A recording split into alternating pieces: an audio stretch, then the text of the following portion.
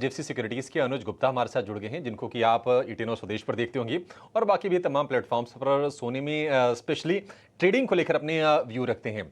अनुज, बहुत शुक्रिया आपका समय देने के लिए। स्वागत है आपका ईटेनो स्वदेश पर और इस गोल्ड महाकुंभ में सम्मिलित होने के लिए बहुत बहुत धन्यवाद आपका।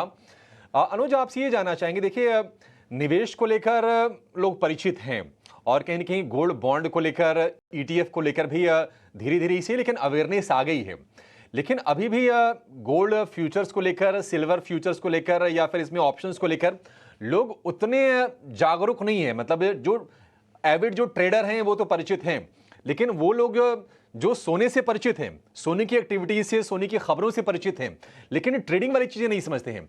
तो आप एक बार जरा बताएंगे कि इक्विटी मार्केट्स के मुकाबले गोल्ड और सिल्वर में ये जो फ्यूचर्स होते हैं ये कितने अलग हैं उससे, या फिर कितने उनके समान हैं, और इसमें रिस्क किस तरह के एसोसिएटेड हैं?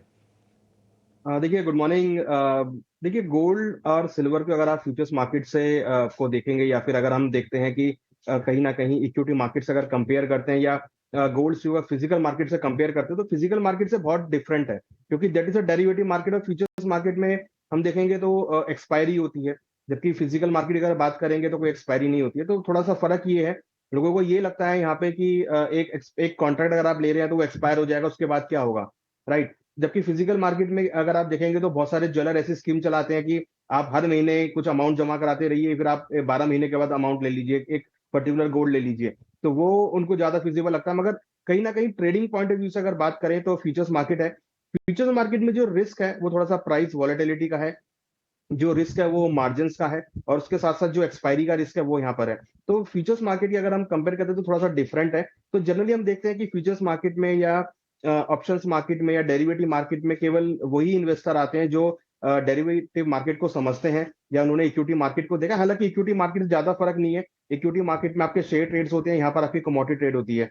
तो जो पैटर्न है वो बिल्कुल सेम है, जबकि अगर आप इसको फिजिकल मार्केट से कंपेयर करेंगे थोड़ा सा डिफरेंट है। तो डेरिवेटिव मार्केट में, फ्यूचर्स मार्केट में या ऑप्शंस मार्केट में केवल वही ट्रेडर्स आते हैं जो इस मार्केट को समझते हैं या उन्होंने इस मार्केट में कभी ट्रेड किया होता है। जो फिजिकल वाला कस्टमर होता है वो जनरली इस मार्केट से थोड़ा दूर रहता है, क्योंकि उसको लगता है कि यहाँ पर बहुत सारी चीजें थोड़ी कॉम्प्लिकेटेड है जो उसको नहीं समझ में आती हैं। हालांकि हम और आपके चैनल के थ्रू काफी कोशिश भी की जाती है कि जो नए इन्वेस्टर है वो स्मॉल स्मॉल कॉन्ट्रैक्ट्स में यहाँ पर आते हुए देखें, आए, उसको टेस्ट करें, मार्केट को देखें, मार्केट की नब्ज को समझे। मगर उसके बाद भी हम देखते हैं कि थोड़ा सा जो पार्टिसिपेशन है वो भी थोड़ा सा कम है। हालांकि पिछले अगर आप 3-4 सालों में देखेंगे तो मार्केट के वॉल्यूम्स बढ़े हैं। जब से ऑप्शंस आए हैं, ऑप्शंस के अंदर काफी अच्छे वॉल्यूम्स बढ़े हैं। मगर उसके बावजूद भी जो रिटेल इन्वेस्टर है, जो छोटे इन्वेस्टर है, जो नए इन्वेस्टर है, वो यहाँ पे थोड़े से बहुत इस आने की स्पीड जो है थोड़ी सी कम है। इक्विटी मार्केट से अगर इसको हम देखें तो इक्विटी मार्केट में जनरली लोग इजीली अंडरस्टैंड कर लेते हैं कि चलो आप एक कंपनी के शेयर को परचेज करें। बट यहाँ पे थोड़ा सा हमें हमें अभी भी ये रहता है कि आप क्या कमोडिटी परचेज कर रहे हैं, आपको कमोडिटी की डिलीवरी मिलेगी या नहीं मिलेगी, आप किस क्वांटिटी के, किस क्वालिटी के गोल्ड में इन्वेस्टमेंट कर रहे हैं। तो ये सब चीजें अभी भी थोड़ी सी जो है एक लेमैन तक नहीं पहुंच पाई है, और अगर पहुंच पाई है तो वो सिर्फ फिजिकल मार्केट तक पहुंच पाई है। अभी भी हम देखें तो ऑप्शंस और फ्यूचर्स मार्केट में उतना ज्यादा जो पार्टिसिपेशन एक बहुत ले मैन एक ट्रेडर के थ्रू आना चाहिए वो उतना नहीं आ रहा है। जब आदमी इक्विटी, सबसे पहले अगर आप देखेंगे तो कमोडिटी मार्केट में आने से पहले जो ट्रेडर होता है वो पहले इक्विटी मार्केट को टेस्ट करता है, राइट। इक्विटी मार्केट में जब वो देखता है कि निफ्टी, बैंक निफ्टी या ऑप्शन ट्रेडिंग करता है, देन उसके बाद वो धीरे धीरे कमोडिटी मार्केट की तरफ देखना चालू करता है, क्योंकि उसको वॉलिडिटी प्ले करनी होती है। सबसे इंपॉर्टेंट बात क्या है कि कमोडिटी मार्केट में इक्विटी मार्केट से ज्यादा वॉलिटिलिटी है। अगर आप क्रूड की बात करेंगे, अगर आप गोल्ड की बात करेंगे, तो निफ्टी अगर आप देखेंगे तो कभी कई बार होता है कि 1 या 2% मूव करती है, जबकि गोल्ड और सिल्वर में आए दिन 1 या 2% का इजिली मूवमेंट देखने को मिलता है। तो जब आदमी, इन्वेस्टर, कमोडिटी मार्केट की तरफ आना चालू करता है तो उसको ये मार्केट बहुत अच्छा लगता है, और यहाँ पर वो धीरे धीरे अपनी ट्रेडिंग हैबिट्स को इंक्रीज करता है या अपने ट्रेडिंग स्किल्स को और शार्प करता है। तो ये मार्केट बेसिकली उनके लिए जो ट्रेडर्स हैं, ये मार्केट उनके लिए है जो इक्विटी मार्केट में ऑप्शन ट्रेडिंग करते हैं, या उनके लिए जो फिजिकल मार्केट में एक्सपोजर रखते हैं। क्योंकि कमोडिटी मार्केट जब आया था तो उसका मेन ऑब्जेक्टिव था रिस्क मैनेजमेंट करना, और रिस्क मैनेजमेंट उनका करना जो फिजिकल मार्केट से, जैसे ज्वेलर हो गए, या फिर जो आपके बुलियन डीलर्स हो गए, या फिर जो आपके माइनर्स हो गए, तो उनके लिए ये मार्केट है। हालांकि जो इंपोर्टर एक्सपोर्टर है वो भी इसको यूज करते हैं। और अब देखें तो क्योंकि डिलीवरी फंक्शन भी है यहाँ पे, तो जो लोग इस मार्केट को समझ रहे हैं, जो अनुज इस जी। मार्केट को धीरे धीरे अब लोगों के तक पहुंच रही है जी। मार्केट, तो वो अब इस मार्केट को डिलीवरी के फॉर्म पे भी यूज कर रहे हैं। तो मुझे लगता है कि हमने ऑलमोस्ट करीबन 20 साल इसमें कवर किए हैं। मुझे लगता है कि आने वाले जी। और सालों में इसमें काफी अच्छा वॉल्यूम और आता हुआ दिखाई देगा। ऑलमोस्ट 3.5 लाख करोड़ के अनुज आसपास का ये मार्केट हो गया है, और हमें लगता अनुज है कि जी। धीरे धीरे ये 5 से लेकर 10 लाख के आसपास मार्केट पहुंचता हुआ अनुज दिखाई जी, देगा। ठीक है। अनुज जी, आपने आपने एक चीज कही कि नहीं, पार्टिसिपेशन कम है। थोड़े संक्षेप में जानेंगे ताकि ज्यादा हम सवाल कवर कर सकें।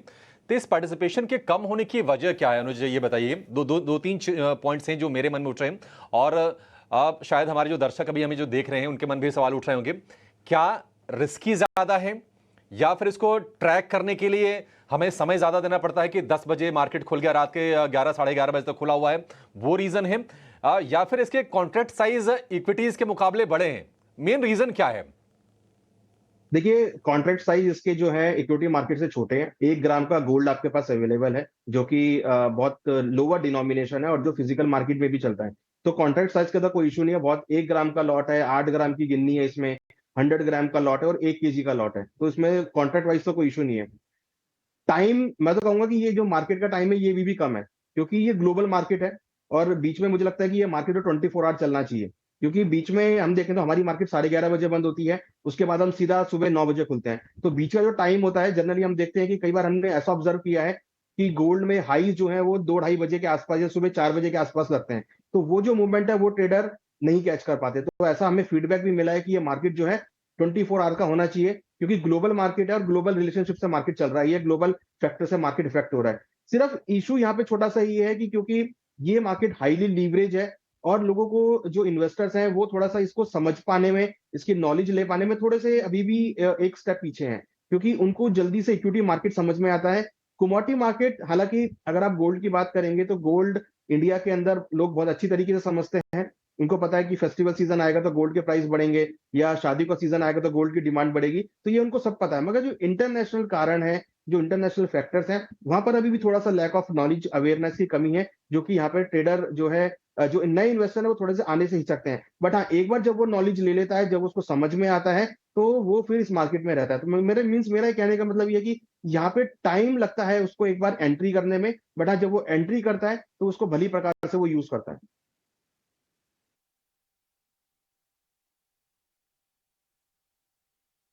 तो अनुज कह रहे हैं कि नहीं, ये जो समय है ना अभी भी कम है, मतलब 9 बजे से खुल के रात के 11:30 बजे तक खुलना ये भी कम है।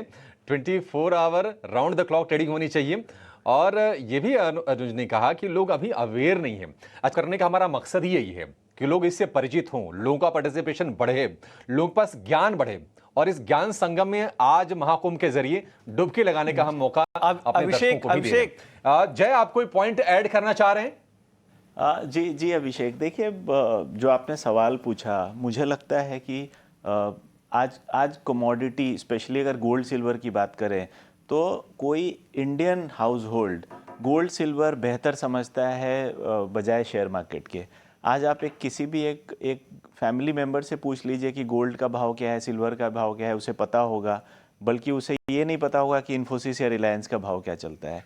तो प्रॉब्लम जो मुझे समझ में आता है वो ये है कि हम अवेयरनेस के लिए जितना हमें एफ़र्ट डालना चाहिए, वो एफ़र्ट मिसिंग है। आज इक्विटी मार्केट में पेनिट्रेशन इतना बढ़ा है क्योंकि एक्सेस टू इन्फॉर्मेशन आप बहुत अवेलेबल है। आप चाहे सोशल मीडिया पे जाएं, गूगल करें, यूट्यूब देखें, आपको इक्विटी मार्केट के लिए अगर आप एक इन्फॉर्मेशन चाहते हैं तो आपको वहाँ पे 100 इन्फॉर्मेशन अवेलेबल है।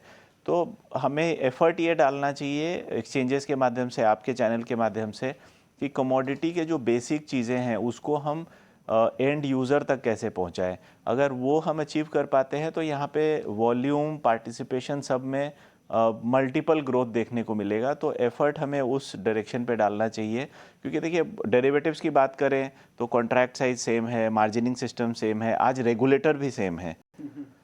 तो जो एक चीज़ लैकिंग है कि एंड यूज़र को पता नहीं है कि मुझे इसमें ट्रेड कैसे करना है। तो अवेयरनेस की बहुत कमी है। आई थिंक वहाँ पे ज़्यादा एफर्ट होना चाहिए।